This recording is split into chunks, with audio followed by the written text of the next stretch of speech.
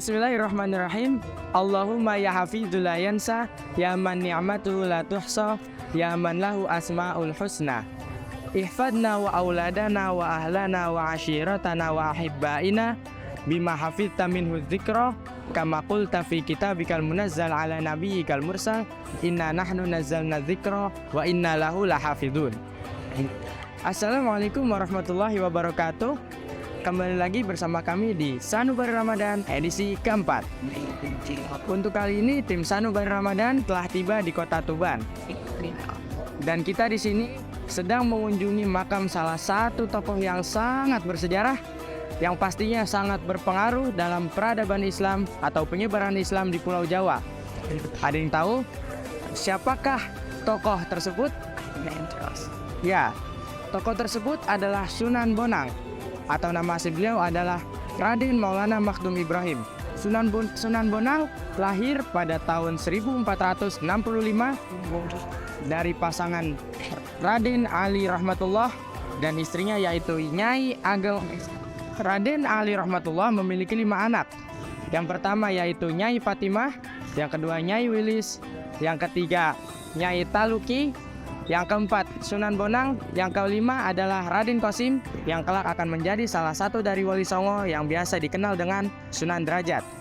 Dari yang saya sebutkan tadi, kita tahu bahwa Sunan Bonang adalah anak keempat dari pasangan Sunan Raden Ali Rahmatullah dan Nyai Ageng Manila. Nama Bonang berasal dari 2 kata, yaitu Bon dan Nang. Kata Bon diambil dari kata Babon dan kata Nang diambil dari kata menang, yang jika digabung antara 2 kata itu akan menjadi kalimat Baboning Kemenangan, yang artinya induk kemenangan. Ada pula yang mengatakan bahwa nama Bonang berasal dari nama tempat di Kabupaten Rembang. Dan ada pula yang mengatakan bahwa nama Bonang diambil dari salah satu alat musik yang biasa beliau pakai untuk menyebarkan Islam di tanah Jawa. Dan sahabat tahu nggak? Ternyata Sunan Bonang adalah salah satu dari keturunan Nabi Muhammad SAW yang nasabnya tersambung kepada beliau melalui ayahnya yaitu Raden Ali Rahmatullah, yaitu Raden Maulana Makhdum Ibrahim bin Sayyid Ali Rahmatullah bin Sayyid Ibrahim Zainuddin As-Samarqandi bin Sayyid Hussein Jamaluddin bin Sayyid Ahmad Jalaluddin bin Sayyid Abdullah bin Sayyid Abdul Malik Azmat Khan bin Sayyid Alwi Amil Faqih bin Sayyid Muhammad Sahib Mirbat bin Sayyid Ali Khali Qasam bin Sayyid Alwi bin Sayyid Muhammad bin Sayyid Alwi bin Sayyid Ubaidillah bin Imam Muhammad bin Imam Ahmad Al-Muhajir Ibnil Imam Isa Ar-Rumi Ibnil Imam Muhammad An-Naqib Ibnil Imam Ali Al-Uraidi Ibnil Imam Ja'far Sadiq Ibnil Imam Muhammad Al-Baghir Ibnil Imam Ali Zainal Abidin Ibnil Imam Hussein Ibni Sayyidati Fatimati Zahra binti Rasulillah Sallallahu Alaihi Wasallam. Sunan Bonang adalah keturunan dari Nabi Muhammad Sallallahu Alaihi Wasallam yang ke-24 dari jalur ayah. Sunan Bonang menuntut ilmu sejak kecil bersama dengan ayahnya. Karena ayah beliau tahu bahwa Sunan Bonang akan menjadi salah satu seorang yang alim, yang terkemuka, yang pasti akan diamanatkan oleh Allah Subhanahu Wa Taala untuk menjadi Wali Songo. Maka ayah beliau yaitu Raden Ali Rahmatullah selalu mempersiapkan ilmu, selalu mempersiapkan pendidikan yang matang untuk anak yaitu Sunan Bonang. Dan setelah menuntut ilmu dengan ayahnya, Sunan Bonang bersama dengan Raden Paku atau Sunan Giri pergi untuk menuntut ilmu di negeri Pasai yaitu Aceh. Beliau di sana menuntut ilmu dengan ayah dari Sunan Giri yaitu Syekh Maulana Ishaq. Tidak hanya dengan ayah kandung dari Sunan Giri, beliau berdua menuntut ilmu pula bersama para alim ulama yang berasal dari Baghdad, Arab, Mesir, Persia, dan Iran.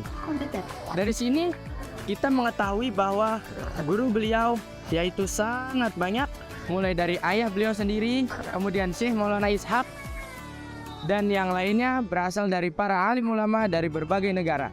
Setelah selesai menuntut ilmu dari Aceh, Sunan Giri kembali ke Gresik. Dan di sana beliau membangun pesantren di daerah Giri, maka dari itu beliau dipanggil sebagai Sunan Giri. Sementara Raden Maulana Makhdum Ibrahim sendiri kembali ke tempat asalnya dan diperintahkan oleh ayah beliau untuk berdakwah di daerah Tuban. Beliau di Tuban berdakwah berdakwah mulai dari membangun pesantren sampai dengan membangun masjid, yaitu Masjid Sangkal Daha. Dan pesantren beliau di sana dikenal sebagai Watu Layar.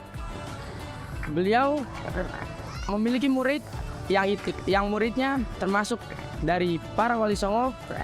Ada 4 murid beliau yang diamanahkan juga oleh Allah Subhanahu wa Ta'ala untuk menjadi wali songo, yaitu Sunan Kudus, Sunan Kalijaga, dan Sunan Muria.